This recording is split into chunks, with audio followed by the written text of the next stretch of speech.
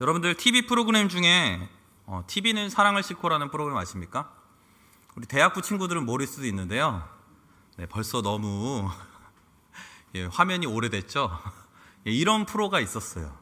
실 어떤 프로냐면 유명인들이나 연예인들 이렇게 알만한 사람들이 나와서 자기한테 고마웠던 사람 혹은 어렸을 때 좋아했고 이랬던 오빠들, 형들 이렇게 찾아가는 프로그램이었거든요. 이 프로그램 매우 단순합니다. 연예인이 나와서 사연을 얘기하고 그 재현된 영상을 보고 그리고 주인공을 찾아가는 일련의 과정들, 그리고 클라이막스는 마지막에 스튜디오에서 이제 그 대상이 나오기 전에 이제 반주가 먼저 깔리는데요. 그 노래가 나오면 일단 마음이 뛰어요. 꼭 부르면 한 번에 나와야 되는데 그 오빠들 한 번에 안 나오죠. 뭐 종도 오빠 이러면은 막 나와야 될 것 같은데 한 번 더 불러까요?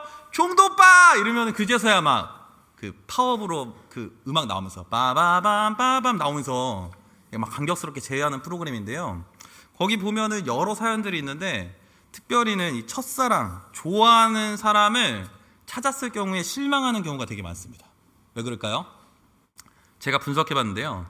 첫 번째는 재현 영상에 등장한 재현 배우와 나온 사람의 얼굴이 달라요. 재현 배우에 너무 몰입해서 보다 보면 그 간극을 헤매다 이게 간극이 있잖아요. 그 나온 분과 그 너무 막 세월을 많이 맞은 그 오빠들의 모습이 너무 다르기 때문에 실망하게 되고요. 두 번째는 추억이 미화되는 경향이 있기 때문이에요. 그런데 그런 경우도 있어요. 그 영상에서보다도 더 멋진 모습으로 나이 들어있는 오빠의 모습, 말하는 것과 행동에서 인품이 느껴지는 모습 볼 때 어떻죠? 감격스러운 재해가 되죠. 근데 저는 항상 이런 프로를 보면 약간 과몰입하는 경향이 있어요. 두 가지를 상상하는데요. 먼저는 제가 그 프로그램에 이제 사연을 들고 나간 주인공으로 나갈 것을 상상해 보면 누구를 찾아야 되지? 이런 생각을 많이 하는데 거기까지만 해야 되는데 두 번째 경우까지 상상하곤 합니다. 뭐냐면 내가 그 사연을 찾는 사람 속 주인공이면 어떡하지? 내 옆집 살았던 그 이쁜 동생이 오빠를 잊지 못하고 되게 유명해져서 나를 찾을 때 멋진 모습으로 만나야 될 텐데 그런 생각하면서 혼자 운동도 좀 해보고 나가는 것도 좀 연습해보고 두 번째 부를 때 나갈까? 좀 뜸들였다 세 번째 나갈까? 이런 상상 좀 해보곤 하는데요. 부끄러운 제 몫이죠. 근데 여러분들은 어떤 사람과의 제 모습이 어떻기를 바란가요? 정말 꿈에 그리고 만나고 싶었던 그 사람과 재회할 때 여러분의 모습은 어떠한 모습이었으면 좋겠습니까? 오늘 고린도 성도들과 이 바울의 재회를 앞둔 이 본문의 말씀을 통해서 우리가 마지막 날을 살아가는 하나님 나라 백성으로서 하나님과의 재회 때를 어떻게 기다려야 되는지를 좀 함께 말씀을 통해 나눠보려고 하는데요. 이 바울은 고린도 교회 성도들에게 이 편지를 쓸 때 진정으로 두려워했던 것을 오늘 본문에 밝히고 있습니다. 이 서신의 끝자락에서 이 서신 말미에 고린도 교회를 이 성도들과 다시 만나는 때 진정으로 자신이 두려웠던 것이 무엇인지 밝히고 있는데요. 왜냐하면 바울은 이미 이 서신을 쓰기 이전에 두 번에 걸쳐서 이 고린도 지역을 방문했었어요. 첫 번째는 1년 6개월 동안 고린도 교회에 머물면서 교회를 개척하고 성도들을 말씀을 가르치고 훈련시켰었죠. 그리고 나서 이제 전도여행을 떠나며 잠깐 떨어져 있다가 정확히는 어떠한 시점인지는 모르나 바울이 고린도 교회의 문제로 인해서 근심함과 슬픔으로 이 교회의 잘못을 바로잡기 위해서 만나서 이 성도들을 책망하는 만남이 두 번째 만남이었어요. 바울이 그 만남 이후에 근심과 눈물 어린 편지를 남겼고요. 그 편지를 받고 고린도 성도들이 회개하였다는 기쁜 소식을 듣고 화해를 위한 편지를 쓴 것이 바로 오늘의 편지입니다. 그리고 이 세 번째 방문을 앞둔 바울은 고린도 후서 편지를 통해서 자신이 가지고 있는 죄에 대한 두려움을 밝히고 있는데요. 첫째는 그것이 무엇이냐면 고린도 교회 성도들이 자신이 원하는 모습이 아닐까 하는 것이었습니다. 두 번째는 바울이 고린도 교회 성도들이 원하는 모습이 아닌, 그러니까 서로가 서로를 원하는 모습이 아닐 것인가에 대한 두려움이었어요. 이 말씀이 의미하는 바가 뭘까요? 이 바울이 원했던 고린도 교회 성도들의 모습은 무엇이었을까요? 이 고린도 후서에 보면 연보 이야기가 참 많이 나오거든요. 바울이 원했던 모습은 이 사도 바울을 환영하면서 많은 연보를 준비해 놓은 이 고린도 교회 성도들의 모습을 상상했을까요? 바울의 비방자들이 바울이 연보를 걷는다는 핑계로 개인적인 이익을 취하려 한다고 많이 모함했습니다. 그런데 바울은 이 12장 14절에 내가 구하는 것은 너희 재물이 아니라 오직 너희라 라고 밝히고 있어요. 그러니까 바울이 원했던 모습은 이들이 많은 재물로, 특별히는 이웃을 섬기는 연보를 많이 모아서 준비하고 기다려길 이 모습을 바랬던 건 아닌 것 같아요. 그럼 바울이 연보, 즉 헌금을 권면함에 있어서 가르치길 원했던 것은 무엇일까요? 고린도 후서에서 이 헌금에 대한 이야기가 많이 나오는데 바울은 이 연보의 교훈을 통해서 너희가 어떠한 존재인지 깨닫길 바라는 메시지를 담고 있었습니다.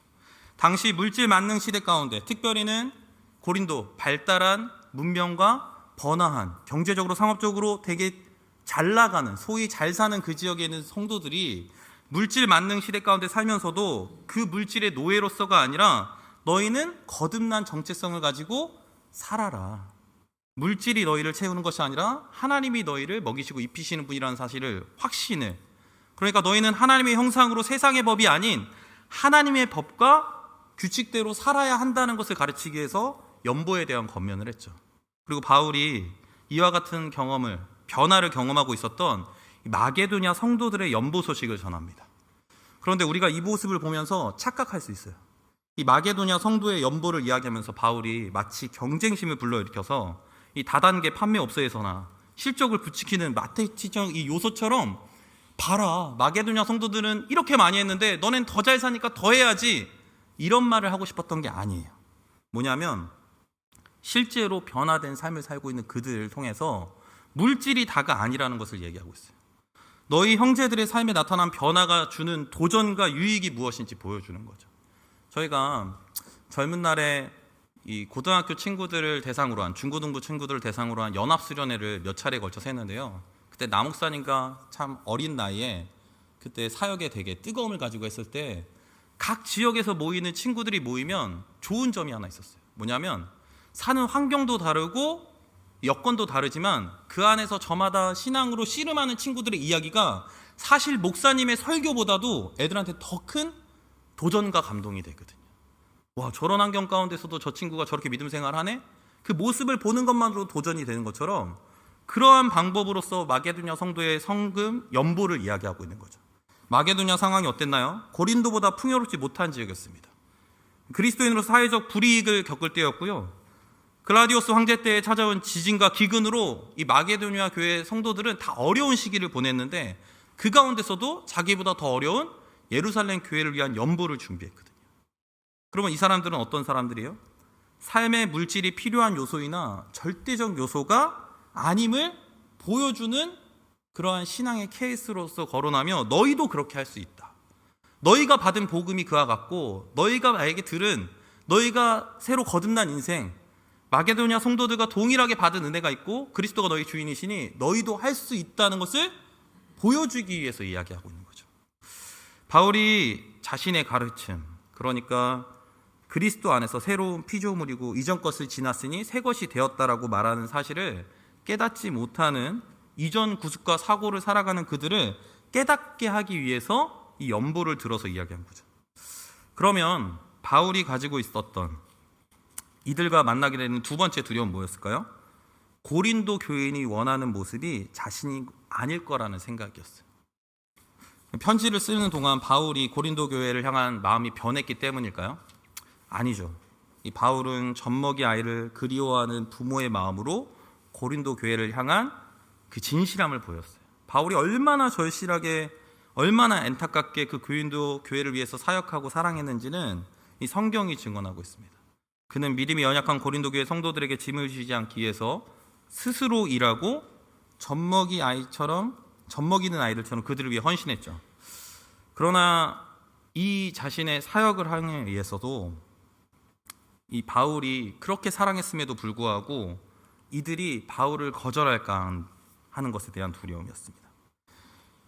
왜냐하면 이들이 이 말씀을 들었을 때 변화된 모습으로 자신을 만나야 되는데 여전히 이 말씀을 듣고 회개치 않고 있는 모습으로 만날 때 바울이 자신이 사도로서 받은 권한을 이들과의 만남 가운데 축복하고 이들을 권면하는 데 사용하는 것이 아니라 세 번째 이들과의 만남에서 이 사도의 마음으로 사랑해야 되는 그 일을 해야 되지만 사도로서 잘못된 일을 지적하고 책망하고 치리해야 되는 그 일로 만나게 되는 것을 두려워했어요. 왜요? 감격스러운 죄 가운데 바울이 정말 젖먹이 아기처럼 사랑했던 고린도 교회들과의 만남과 재회에서 이들의 삶을 격려하고 잘했다 칭찬하고 서로 감격의 재회를 해야 되는데 이들이 여전히 이 말을 귀담아 듣지 않고 복음을 가벼이 여기고 음란과 비방과 방탕한 가운데 살아간다면 그들이 회개할 기회가 주어졌음에도 불구하고 그 기회를 활용하지 못하고 이전과 같은 실망스러운 모습으로 있다면 바울은 하나님께서 자기에게 부여한 사도됨과 그 권세를 고린도 교회의 성도들을 축복하고 권면하는 능력으로 사용해야 되는데 그럴 수 없고 그를 책망하고 치리하게 될 때 사용하게 될까 봐 두려웠습니다. 그런데 바울이 진짜 가지고 있었던 가장 큰 두려움은 그 성도들이 더 이상 바울을 원하지 않는 것에 대한 두려움이었습니다. 이 바울을 원하지 않는다는 것이 무엇일까요? 그것은 바울이 가르친 복음과 그가 전한 말씀대로 살기를 거절하는 삶을 취한다는 거죠. 더 이상 그들이 하나님의 말씀을 듣기를 거절하는 상태에 놓여 있을까 봐 두려웠습니다. 복음과 신앙대로 사는 것을 포기하고 세상에 다시 돌아가 그리스도 없이 사는 삶을 살겠다고 다짐한 채 있었던 그 성도들을 만나게 될까 봐 바울은 두려웠던 것이죠. 그럼 바울이 이 편지를 쓰면서 이 성도들에게 이야기하고 싶었던 것은 무엇일까요? 바울은 계속해서 새로운 피조물로서 가치를 인식하고 하나님을 신앙하는 삶을 살라는 것이었습니다. 이 말씀 속에 책망하기 위함보다는 그들을 돌이켜서 다시 신앙하라고, 내가 너와 만날 것을 기다리고 있고 원하는데 그때 서로가 서로를 원하지 않는 모습으로서가 아니라 간절히 사모하고 내가 너희가 자랑인 것처럼 너희도 나에게 자랑되는 그 모습을 기대한다고, 너희가 어느 곳에서 떨어졌는지 다시 확인하라는 권면의 말씀인 겁니다. 바울은 13장 5절에 너희가 믿음에 있는가 너희 자신을 시험하고 너희 자신을 확증하라고 이들을 권면합니다. 고린도 성도들이 자신이 믿음 안에 있는가 시험하고 확증하기를 바랬던 것이죠. 너희는 어디서 떨어졌는지, 왜 떨어졌는지, 왜 내가 가르친 복음대로 따라가지 못하고 왜 구습과 세상 풍조를 따르고 있는지, 새로운 피조물로서 삶을 왜 살기를 포기했는지를 다시 한번 생각해 보라는 거죠. 그러한 삶을 살 수 있는 능력 또한 무엇인지 바울은 가르칩니다. 13장 4절에 십자가를 강조하는데요. 그리스도께서 약하심으로 십자가에 못 박히셨으나 오직 하나님의 능력으로 살리셨으니 우리도 저희 안에서 약하나 너희를 향하여 하나님 능력과 저와 함께 살리리라. 이 보이는 환경 가운데 지쳐 있고 복음대로 살기를 포기한 그들, 낙담한 그들에게 그들이 다시 신앙적인 삶을 살 수 있는 동력과 힘이 십자가에 있다는 사실을 확신하게 합니다. 사랑하는 성도 여러분, 오늘날 주님과의 재회를 기다리고 사는 성도들의 삶도 이와 같습니다. 고린도 교회 성도들처럼 우리 안에도 대적자들이 있죠. 바울을 모함했던 것처럼 십자가의 복음을 모함하고 사랑과 가르침을 흔들린 것처럼 우리의 환경 가운데 하나님 우리를 향한 보이신 그 사랑을 흔들리게 만드는 경제적 위기, 상황의 위기들이 우리 앞에 놓일 수 있습니다. 다시 오실 예수님이 신실하게 기다리지 못하게 그 약속을 흔드는 환경과 소리가 끊임없이 들리죠. 그래서 어떤 부분은 또 무너지기도 하고 실패하고 무너졌을 수도 있습니다. 그런데 그런 우리에게 바울의 권면처럼 우리가 다시 확인해야 되는 것은 복음의 능력입니다. 6장 9절 10절에 보면 우리 같이 읽어볼 텐데요. 무명한 자 같으나 유명한 자요, 죽은 자 같으나 보라 우리가 살아있고 징계를 받은 자 같으나 죽임을 당하지 아니하고 근심하는 자 같으나 항상 기뻐하고 가난한 자 같으나 많은 사람을 부유하게 하고 어떤 것도 없는 자 같으나 모든 것을 가진 자로다. 십자가의 복음을 소유한 자들은 실은 이와 같이 풍부함을 경험하며 살 수 있습니다. 복음을 너무 작게 해석하거나 우리가 상황과 환경 가운데 눌려서 복음의 능력을 잃어버린 것을 다시 기억나게 하기 위한 편지가 바로 이 바울의 권면의 편지인 거죠. 보이는 상황과 낙담 가운데 지쳐 있다면, 지쳐서 내가 누구인지 잊어버릴 정도로 환경에 우역삼을 당한 우리에게 너희는 사실 무명한 자 같으나 유명한 자요, 죽은 자 같으나 살아있고, 근심하는 자 같으나 복음 안에 항상 기뻐할 수 있고, 가난한 자 같으나 세상 모든 사람보다도 부유하고 풍부하여 모자란 것이 없는 복음을 받은 자라는 이 자신을 확인하게 하기 위함이죠. 실은 제가 이 말씀을 준비하면서 몇 해 전에 친구와 나눴던 통화가 생각났습니다. 그때 한참 제가 복음대로 살고 있지 않다는 사실 때문에 낙담하고 내가 받은 십자가 복음대로 행하지 못하는 것에 대한 절망감을 느낄 때였어요. 내가 하나님을 믿는다고 하면서 이 정도밖에 안 되나? 내 스스로 굉장히 낙담할 때였는데, 대학교 시절에 뜨겁게 같이 기도하고 신앙을 나눴던 친구에게 전화가 왔습니다. 그 전화를 피하고 싶었어요. 너무 오랜만에 전화이기도 하고 그 친구와는 참 좋은 시절을 보냈는데 왠지 그 전화가 받기 싫더라고요. 그런데 계속해서 오는 그 전화를 피할 수 없어서 전화를 받았습니다. 굉장히 반가운 목소리로 지난 추억을 얘기하는데 제 안에서 멈출 수 없는 울음이 끓어오르기 시작했어요. 그 친구가 그러더라고요. 그때 우리 채플실에서 같이 기도할 때 진짜 좋았는데, 종두야, 나 너 보면서 그때 도전 많이 받았다. 너 진짜 하나님대로 열심히 살려고, 하나님 믿는 사역자로 살려고 노력하는 거 내가 기억해. 너 정말 진짜 좋았었어. 나 너랑 기도했던 거, 그리고 엄마 아프셨을 때 네가 기도해 줬던 거, 학교 생활 어려울 때 같이 나눴던 거, 그런 저런 이야기를 혼자 막 떠들어대더라고요, 친구가. 한참을 듣고 있다가 제가 그 친구한테 이렇게 얘기했어요. 미안해. 나 그렇게 못 살았어. 네가 기억하는 그 모습 속에 내가 아닌 모습으로 살고 있어. 친구야, 미안해. 정말 미안해.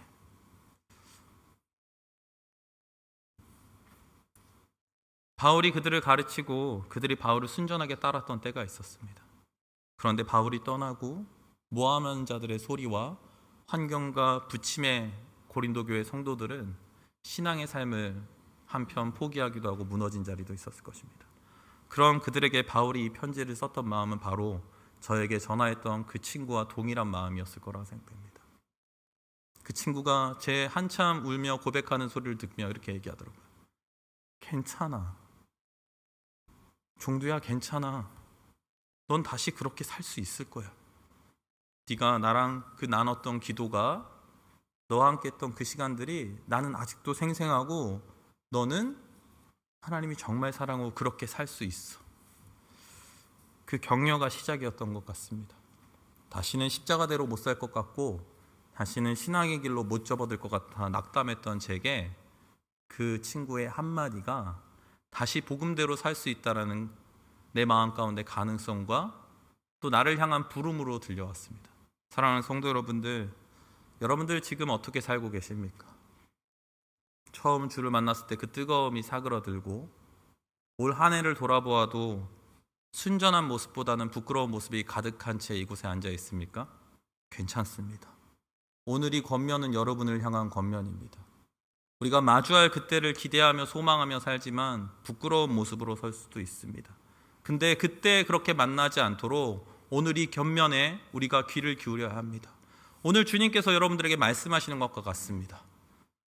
너와 나의 지금 만남은 혹 부끄러울 수 있으나 오늘 이 말씀을 듣고 네가 그 순전한 때를 기억한다면, 네가 다시 이 십자가의 능력을 확인할 수만 있다면 우리가 제외할 그때에는 서로가 서로에게 자랑이 되고 서로에게 면류관이 되는 그 모습대로 만날 수 있을 거라는 권면으로 받는 이들에겐 주님의 죄를 기다리며 닫힌 환경 가운데서 다시 십자가의 능력을 확인하게 되는 계기가 되는 거죠. 사랑하는 성도 여러분, 우리는 환경 가운데 자주 잊고 삽니다. 내가 어떤 사람인지, 십자가대로 살 수 있다는 사실조차도, 십자가의 길로 행할 능력을 이미 주님께 다 받았다는 사실조차도 잊고 살 때가 있습니다. 그런데 기억할 것은 그런 우리가 잊고 있을 그때에 포기치 않고 사랑으로 우리를 불러주시는 주님의 음성이 있습니다. 바울이 고린도 교회를 향한 사랑으로 이 편지를 썼듯이 오늘 기무기도에 나온 여러분들을 향해서 하나님께서 말씀하고 계십니다. 다시 일어나라고, 괜찮다고. 지금은 서로 만나는 것이 부끄러운 모습일 수 있으나 지금 이 말에 나를 따라 다시 결단하고 십자가의 길을 따르기를 소망하는 자들에겐 감격스러운 죄의 날을 기대할 수 있을 거라고. 오늘도 그 권면에 따라 마음을 새롭게 함으로 내가 변화된 존재로서 다시 주님께 나아가기를 소망하는 여러분 되기를 주님으로 소망합니다.